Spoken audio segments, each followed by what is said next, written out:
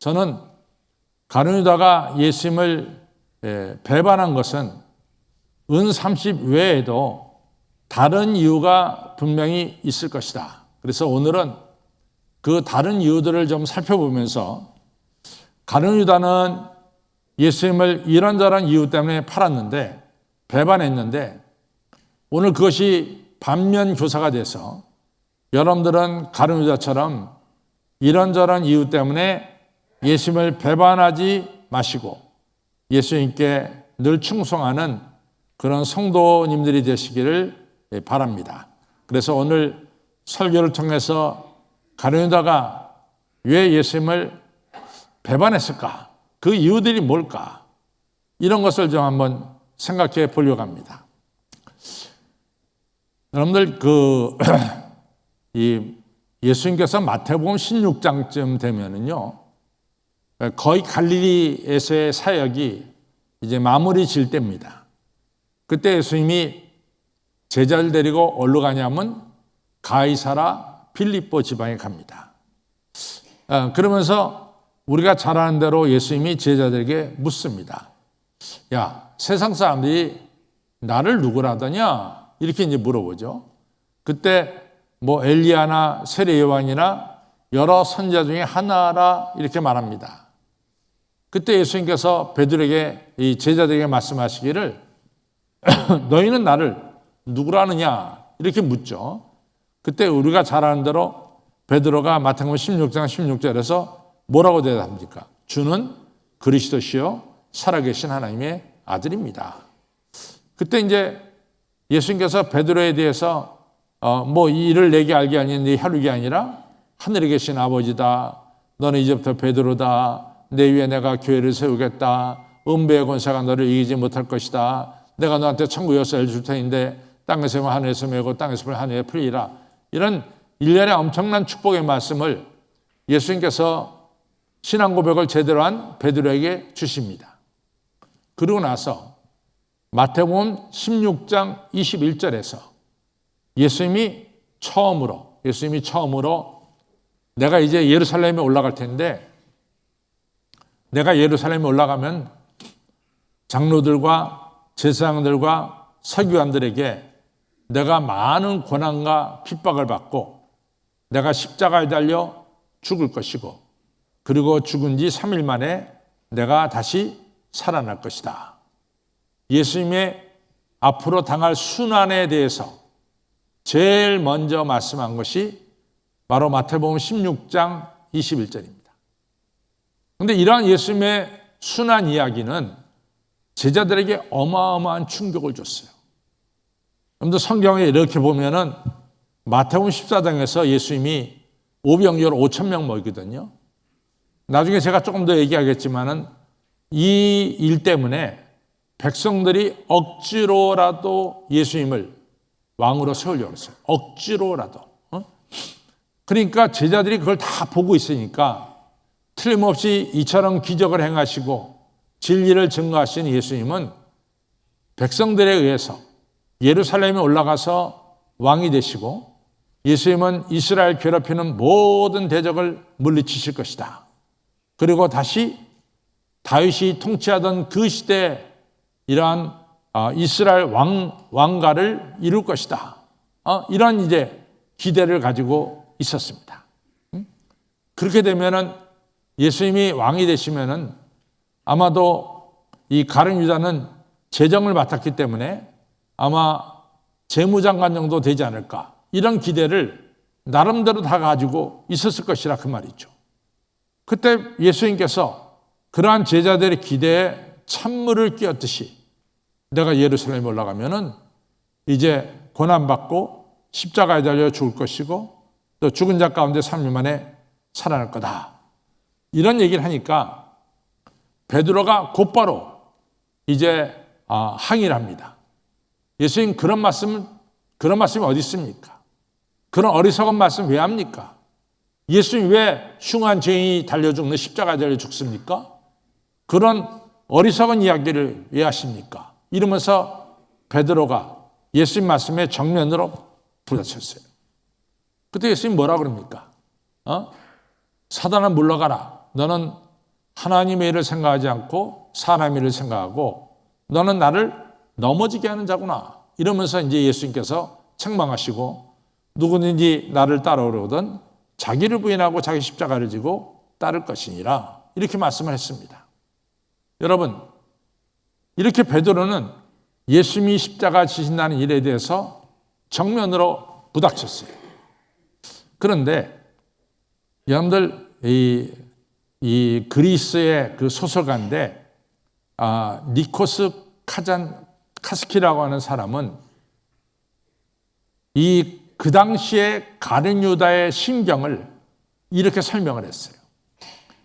틀림없이 가룟 유다도 자기 목적과 자기 꿈이 있을 것이다. 그리고 자기 목적과 꿈을 예수님을 통해서 이루려고 했을 것이다. 그런데 예수님께서 십자가에 죽는다 그러니까 가룟 유다 생각에는 야, 내가 예수님을 통해서 내 꿈과 비전을 이루려고 했는데 예수님을 통해서 내 꿈과 비전은 이루지 못하겠구나. 이런 틀림없이 실망을 가졌을 것이다. 가룟 유다가 예수님을 따른 것은 예수님을 통해서 자기의 꿈, 자기의 목적, 자기의 비전을 이같이 이루려고 따랐어요. 그런데 예수님이 십자가에 죽는다 그러니까 절대로 예수님을 통해서는 자기가 꿈과 비전을 이룰 수가 없다는 것을 느끼게 됐다. 그 말이죠. 저는 목회하면서 그런 거 많이 봐요. 교회 나옵니다. 교회 잘 나옵니다. 그래서 어느 날 교회를 떠나요. 왜 떠나느냐? 예수님을 통해서 자기의 꿈과 비전을 이루려고 교회 나온 거예요. 그런데 교회를 다녀봐도 예수님이 자기 꿈과 비전을 이루어지지 않는 거죠. 그럼 떠나는 겁니다. 가룟 유다가 왜 예수님을 따랐습니까? 니코스 카잔치스키는 말하기를 자기의 목적, 자기의 소원을 이루려고 예수님을 따랐다는 거예요. 이제 아시다시피 베드로는 예수님에게 그냥 앞에서 정면으로 부닥쳤어요. 가룟 유다도 그런 마음이 있지만은 그렇게 베드로처럼 부딪히지 않았지만은 속으로는 예수님에 대한 실망이 너무너무 컸어요. 이분을 따르다가는 내 목적, 내 뜻, 내 소원 하나도 이루어지지 않겠구나. 실망하고 떠나버리고 만 거예요. 그런데 우리가 근본적으로 한번 생각해 봅시다. 여러분과 저가 예수님을 믿는 목적이 뭡니까? 내 목적, 내 뜻을 이루려고 예수님 믿습니까? 아니에요. 우리가 예수님 믿는 것은 예수님의 뜻과 비전이 나를 통해서 이루어지길 위해서 우리가 예수 믿는 거죠.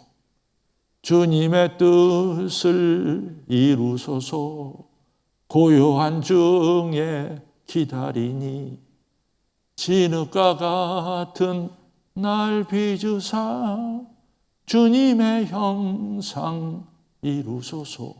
우리가 이래서 예수 믿는 거예요. 나를 통해서 하나님의 비전, 하나님의 뜻이 이루어지기 위해서 우리가 예수 믿는 겁니다. 그런데 결론적으로 봅시다.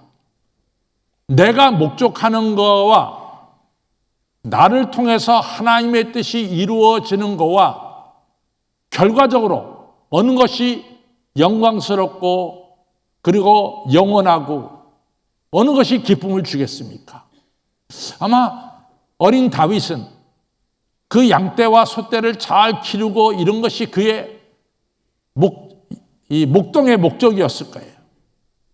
그런데 하나님을 향한 어린 다윗에 대한 목적은 이를 이스라엘 왕으로 세워서 흩어진 12지파를 하나로 만들고 우상 섬기는 이스라엘 백성들을 한 곳에 모여서 하나님 섬기도록 만드는 이런 하나님의 뜻이 있었어요.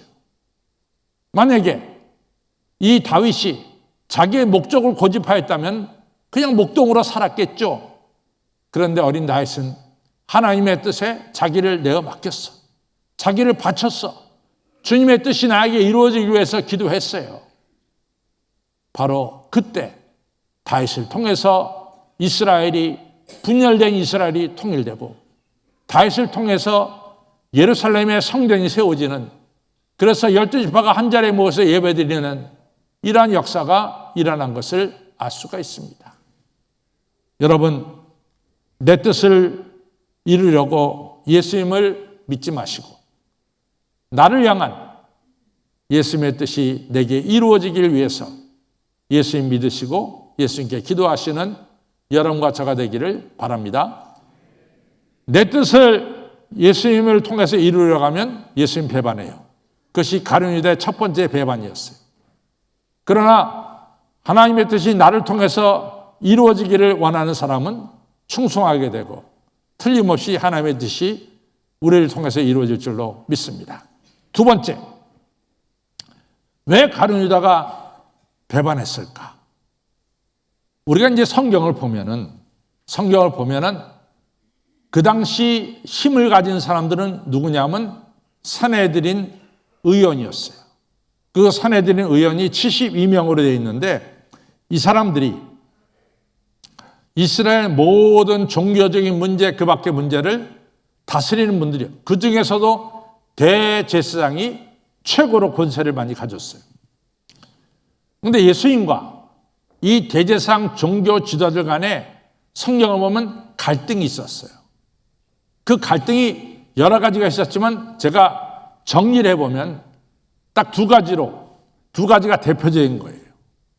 하나는 뭐냐? 첫 번째가 성전의 주인이 누구냐? 이것이 갈등의 첫 번째 원인이에요. 성전의 주인이 누구냐? 이 대제사장들과 종교 지도자들은 예루살렘 성전이 자기 것으로 알았어요. 물론 하나님께 예배드렸지만 자기 것을 알았어요. 그 성전 뜰에다가 물건 팔고 이익을 취하고 이런 일들을 아주 행했단 말이죠. 성전을 통해서 이같이 돈을 모아드리는 이러한 일을 했단 말이죠. 근데 예수님은 그걸 아니다 말이야. 성전은 너희들이 주인이 아니라 성전의 주인은 하나님이시다. 그래가지고 예수님께서 성전에서 장사한 사람들 다 내어 쫓았어요. 우리가 성경에 잘 알잖아요. 다 내어 쫓았다고. 그러니까 이제 이 대장들과 서기관들이 도대체 저 사람이 무슨 권세를 가지고 우리가 하는 일을 갖다가 다 내쫓냐? 이렇게 얘기한 것이 성경에 나오죠. 그때 예수님이 뭐라고 말씀하냐면 이 성전은 만민이 기도하는 집이다. 이렇게 얘기를 했어요. 성전의 주인은 하나님이시고 성전은 만민이 기도하는 집이다. 이게 첫 번째. 대제사장들과 종교 지도자들 간의 예수 간의 갈등이었어요. 두 번째 갈등은 뭐냐? 안식일의 주인이 누구냐는 거죠. 안식일의 주인이. 그러나 예수님이 잠깐만 안식일 날 병을 고치니까 이 서기관들이 예수님께 시비 거는 거야. 당신은 말이야 안식일을 파괴하는 자라고 말이지. 뭐 이러면서 예수님에게 안식일 파괴자, 율법 파괴자로 예수님 몰아가는 거죠. 예수님 그래요. 야, 이 사람들아, 당신의 소와 양이 안식일 날 그래 우물에 빠졌다고 치자 말이야. 그럼 당신들 우물에 빠진 당신들의 소와 양을 안 건져내? 다 건져내잖아.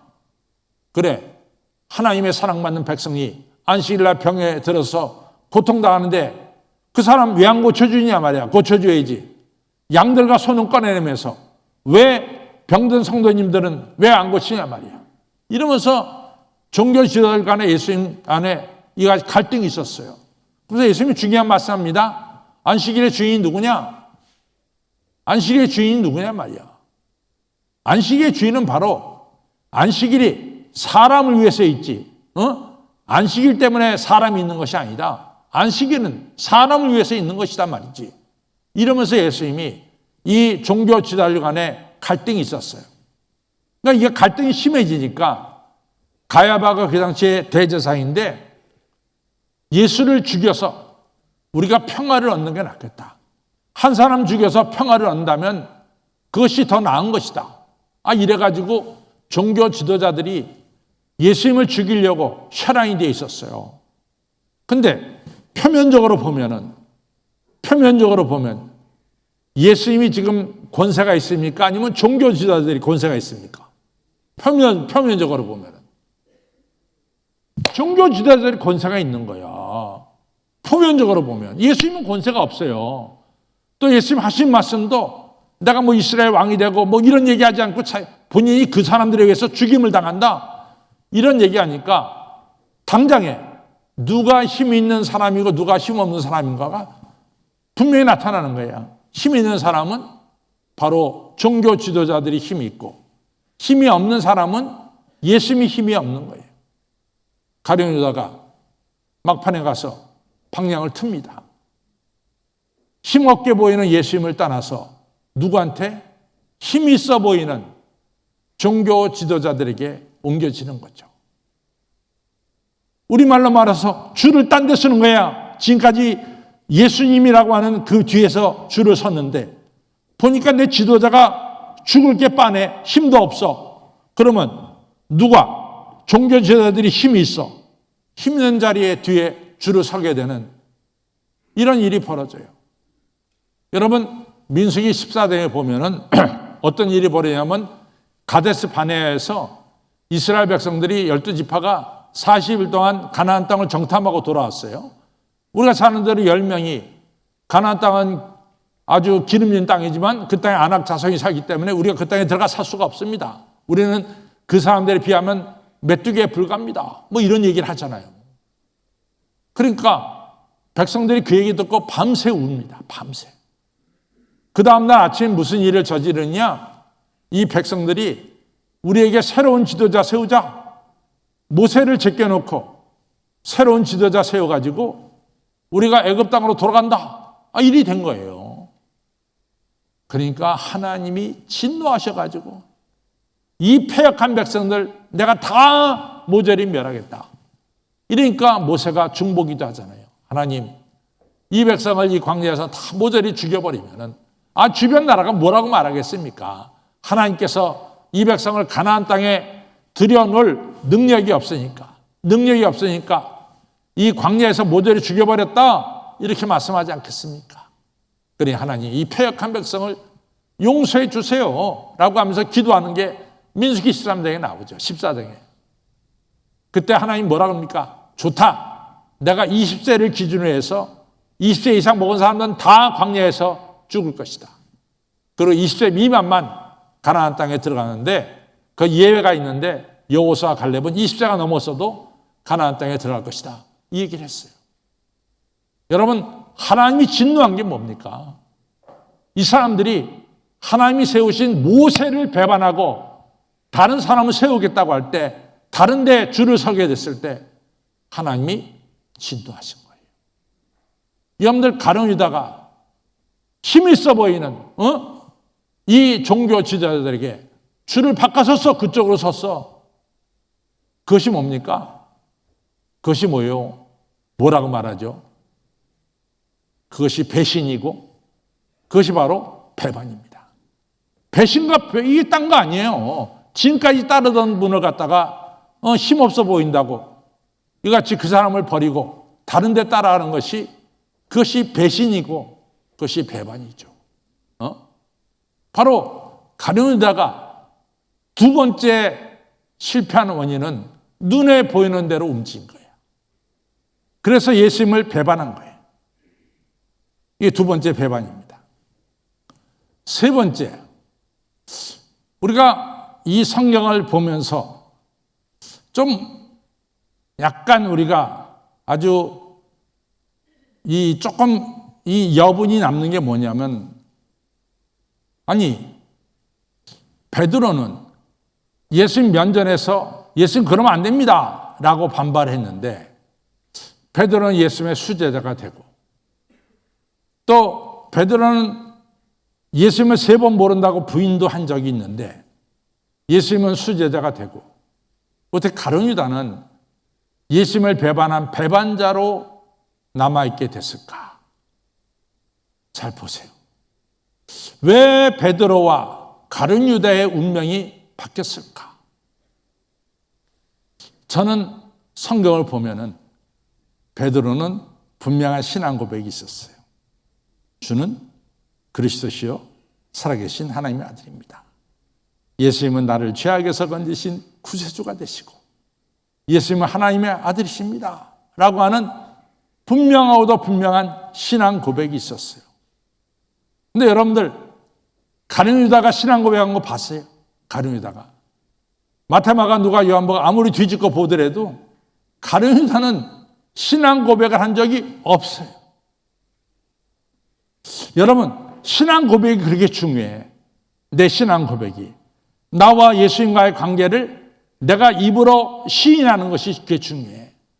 예수님은 내 죄를 대신 지시고 십자가의 고난을 받으시고 그 십자가의 고난을 통해서 내가 구원받았습니다. 그리고 날 구원하신 예수님은 바로 하나님의 아들입니다. 이런 신앙 고백이 중요하대요.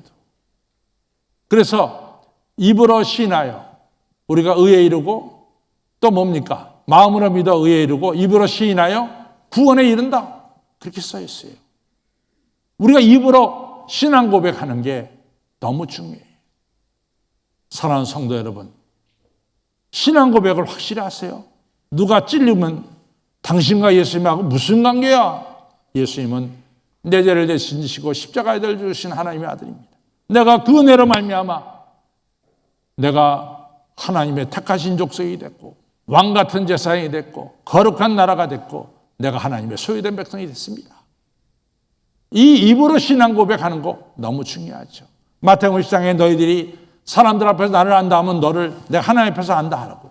네가 사람들 앞에 나를 부인하면 내가 하나님 앞에서 너를 모른다리라. 마태복음 10장에 분명히 말씀하고 있습니다. 사랑하는 성도 여러분, 신앙 고백하시기를 바랍니다. 나와 예수님과의 관계가 입으로 고백되어지고 입으로 시인되는 확실한 신앙 고백이 우리 성도님들에게 있기를 바랍니다. 여러분과 저 생각해 보세요. 제가 정리를 해드릴게요. 또 정리 안 하고 넘어가면 교회 나가는 목사님이 뭐 하나 둘 셋 얘기했는데 뭘 얘기했지? 다 잊어버려. 첫 번째가 왜 가룟 유다가 배반했습니까? 왜 배반했습니까? 자기 목적을 이루려고 한 거야. 나를 향한 하나님의 뜻을 이루려고 한 것이 아니라 예수님을 통해서 자기 목적을 이루려고 한 거예요. 여러분들 그건 실패야. 하나님의 꿈이 나의 비전이 돼야 되고 예수님의 성품이 나의 인격이 돼야 되고 성령의 권능이 나의 능력이 돼야 될 줄로 믿습니다. 내 안에서 주님의 뜻이 이루어지기를 여러분들 기도할 때 우리는 충성스러운 일꾼이 되는 거예요. 여러분 눈에 보이는 권력에 따라 이리 갔다 저리 갔다 하지 마세요. 너무 불쌍해요. 여러분과 저는 영원부터 영원까지 계신 우리 주님, 우리가 죽이 넘은 맨 마지막에 기도하듯이 나라와 권세와 영광이 누구에게 있습니까? 우리 예수님께 있습니다. 이 예수님을 온전히 믿으시고 따르시길 바라고 눈에 보이는 그 움직이지 마세요. 사람 취해집니다. 배반자 됩니다. 그리고 여러분과 저는 확실하게 신앙 고백을 가지시기를 바랍니다. 제가 1, 2, 3를 얘기했어요. 잊어버리지 마시고 꼭 배반자가 아니라 충성하는 자가 돼서 하나님의 축복과 영광이 여러분들에게 임하시기를 주님의 이름으로 축원합니다.